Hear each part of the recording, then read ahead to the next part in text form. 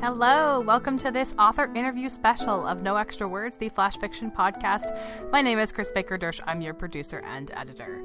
Back in January, we had Contributor Appreciation Month, where we randomly drew names from our wonderful selection of contributors who have shared their work on our show without any compensation other than the credit of their name out of the goodness of their hearts. And a few of them had a chance to win a prize and be featured on the show. And one of those was Sarah Mitchell Jackson. I caught up with Sarah. It was actually Valentine's Day morning in my time and evening in her time. And we chatted a little bit about writing and reading and books and parenting, and came up with an assignment that we have for all of you. So I hope you enjoy listening to that. I hope you get in touch with Sarah, and I hope you'll visit us at noextrawords.wordpress.com to learn more about all of our contributors. Please enjoy this, my chat with Sarah Mitchell Jackson. Thanks so much for tuning in to the No Extra Words podcast. My name is Chris Baker-Dersch. I'm your producer and editor. Today is a special episode because I have a special guest on with me today. Sarah Mitchell Jackson is one of our contributors and one of our Contributor Appreciation Month winners. Hello, Sarah. Thanks so much for joining me. Hello. Thank you so much for having me. And Sarah's joining me all the way from the UK. I don't even know exactly where you are. Tell us where you are this evening. I'm in Cambridge. Cambridge. Very famous for the university. Nice. I could sit here and listen to your accent all day, I have to tell you. But Sarah is one of our contributors. She also has an exciting, you just got nominated for a Pushcart Prize, didn't you? Yes, I did. It is very exciting. I'm very pleased with that. I bet. So tell me what that's like. Do they call you and notify you? How do you find out, and what is that response like? Actually, they don't. So the magazine that nominated me just sent me an email and said that they had nominated me, and it was quite a surprise because I didn't even know that they did that, because some of the journals do that and some don't. And yeah, it was very exciting. But we have to wait quite a long time to find out, though. So what's the timeline like? You get nominated, then you just wait months and months and months, or? Yes, yeah. A bit like the submission process. I was going to say, it's kind of like you have your story into an editor and you just have to forget that it exists while they do whatever it is they do to it. Very cool. That's right. That's exactly right. Well, why don't we start from the beginning? Tell us a little bit about you and your background and how you sort of came to be a writer. Just give us a little Sarah biography. Well, I think really I've always been a writer from a very young age. Even before I could write, I was telling stories, and I have a vivid memory of my mum tapping away at her typewriter. I'd tell her the story and she'd type it for me, and we'd make little books. So I have been a storyteller for a long time now. And then that just kept growing. So, I started with poetry, writing poetry every day when I was a teenager, and that grew into short stories, and then about 10 years ago I wrote my first novel, and I've been taking my writing pretty seriously, as in devoting a lot of time to it, for, a fairly long time. That's awesome. Do you still write poetry every day? No, I don't. I'm lucky if I get to write every day at the moment. But I can totally understand that. I think you and I connected over the fact that we both have very young children who take up a portion of our time. How old is your kiddo? He's 19 months old, just turned 19 months old yesterday. Nice. I have a 22-month-old, so I completely and totally understand that. If today I get to write it all, it's a really good day. Yes, that's how I feel. Awesome. So are you a full-time mom? Are you a full-time writer? Do you have a day job you go to, or what's your sort of schedule like? No, I used to be a teacher, but I haven't been back since I had my son. And I am a full-time mum. And when my son naps, if he sleeps, that is when I do some writing. So I was always a slow writer, but it's got even slower lately. I bet. I heard on a podcast a while ago, this woman was talking about a man she had talked to who was a stay-at-home dad and a writer, and she said, I fully expected the end of that sentence to be, and I never wrote another word again. So anybody who can do any writing at all during nap time is awesome. So good on you. Kudos to you for that. Thank you. So we do flash fiction on this show, and your contribution to our show was a short story. What about that form appeals to you? And if you write in other forms, how do you differentiate the short story from a poem or something longer? Well, a short story is very similar to a poem, and I would actually approach it the same way, because to me it's all about the essence of the idea, and every word has to be has to earn its place in the story, essentially. And that's one of the reasons why I like short stories, because they can be beautifully controlled and crafted. You lose some of that control with a bigger piece. And that's why I love flash fiction, basically. Awesome. And you said that you wrote a novel. Is your novel out? I mean, you do longer things as well. Yes, my novel's coming out later this year, but from Blue Moon Publishers, and it's called Ashes. And yes, it's very exciting. That is exciting. Brag a little bit about your novel for a minute, if you would. It's about human resilience. It's about how there are circumstances in everyone's life over which we have no control, but it's how you react to those circumstances that really can define you as a person, and that's how we get to know the characters, through the events which actually help to define them as people. That's awesome. I'm curious about your trajectory as a writer, because you mentioned you started doing short stories with your mom when you were little, and you did poetry every day. So how did you transition from short stories into the big task of writing a novel? Well, actually, my first novel was really like a bunch of short stories. It was serialized almost. It didn't really even have chapter breaks, because it was a series of little vignettes of what happens to this woman who was just starting out as a teacher. And I wrote it when I was just starting out as a teacher. I think you can see a parallel there. And it was really because I had a longer story to tell that I moved over to novels. And that's actually what I spend most of my time doing now. Sure. Yeah. Sure. That's really neat. I love people who can do everything. Like, I took a poetry writing class, and I'm so impressed by people who can write poetry and write short stories and write novels, because it just feels like you have to take your writing muscles to a whole different kind of place.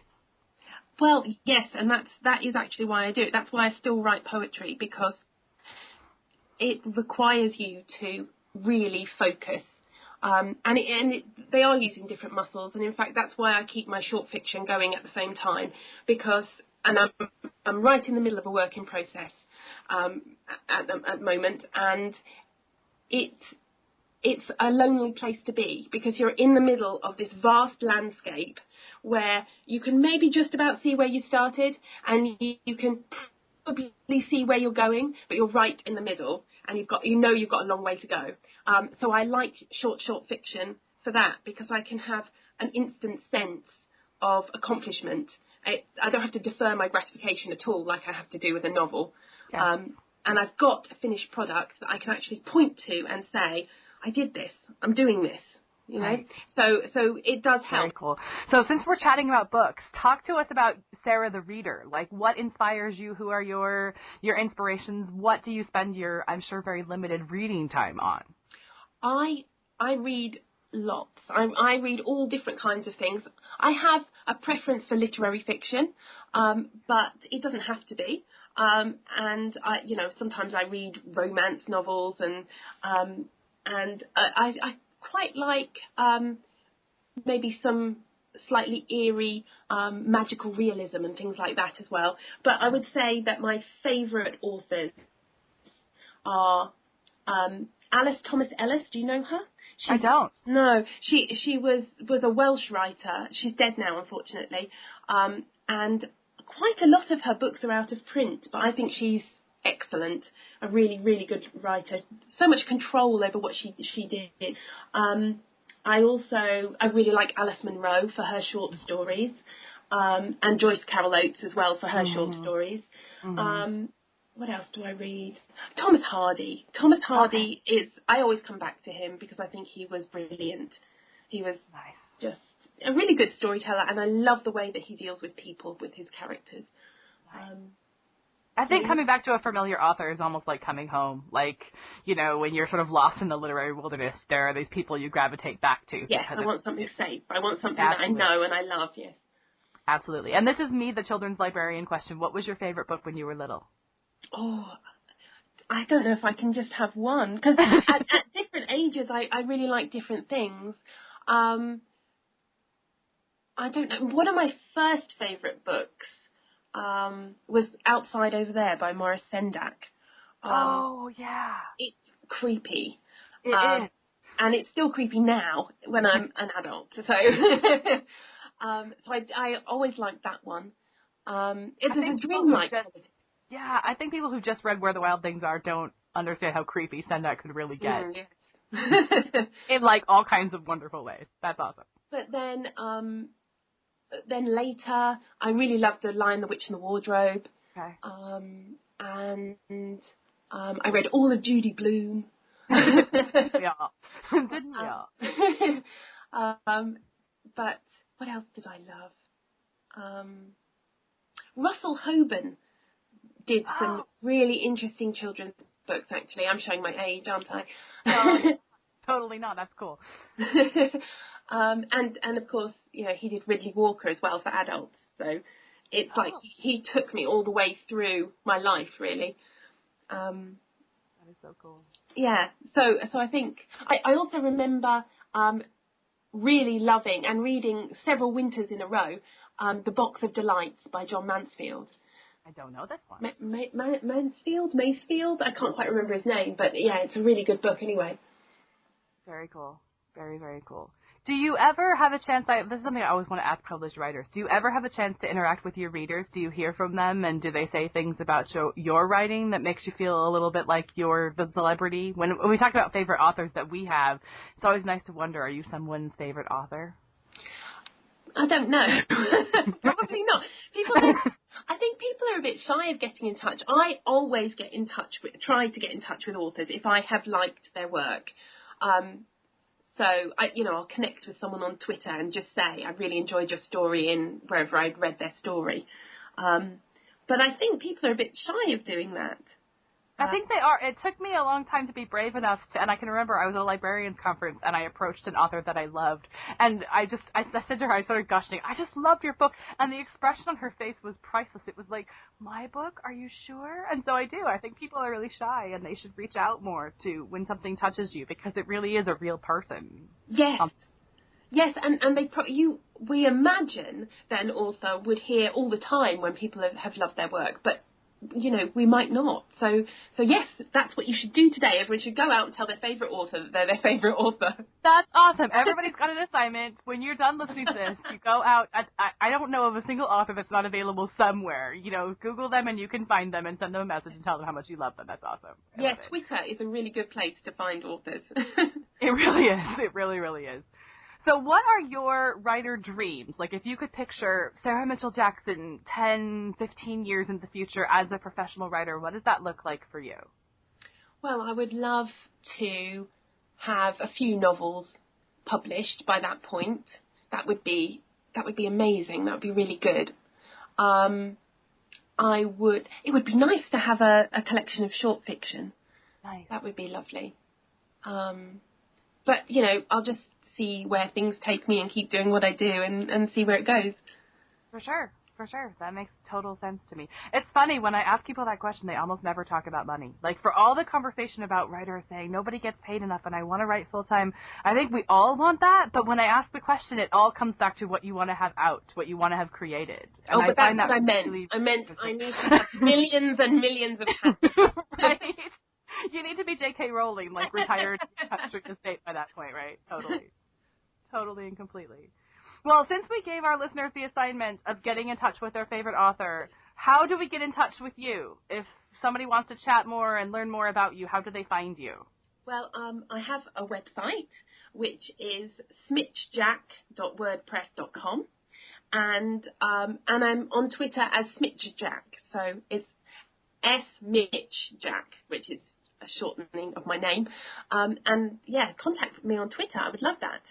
Cool, and I'll put all those links in the show notes connected with this episode so everybody can find you.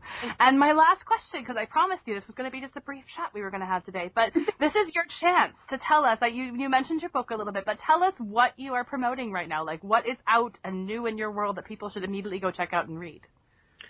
Well, I have a short story on the Conium Review website, which is the one that has been nominated for the Pushcart, and it's called Clown Boutique Fairy Tale. So you can go check that out.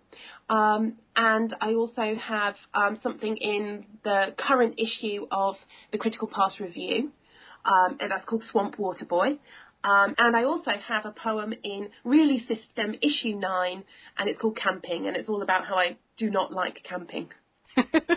I love, as a person who was a camp counselor for years, I love to hear camping stories from people who hate camping.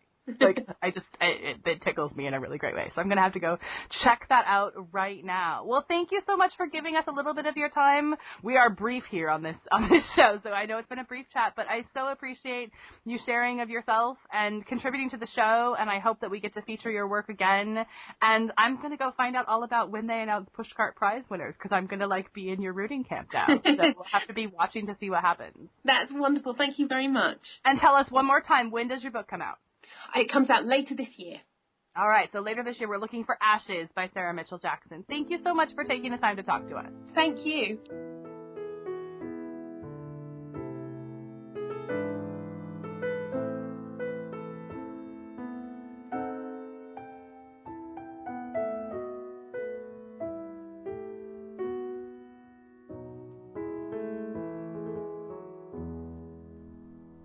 No Extra Words would like to thank Chanillo.com for their sponsorship of Contributor Appreciation Month and allowing us to reward our fabulous contributors.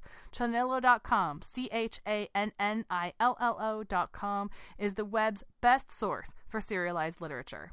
Visit them today, find out how you can subscribe to the right number of series for you and support writers, and let them know you appreciate them supporting your favorite podcast. Chanillo.com, that's CHANNILLO.com.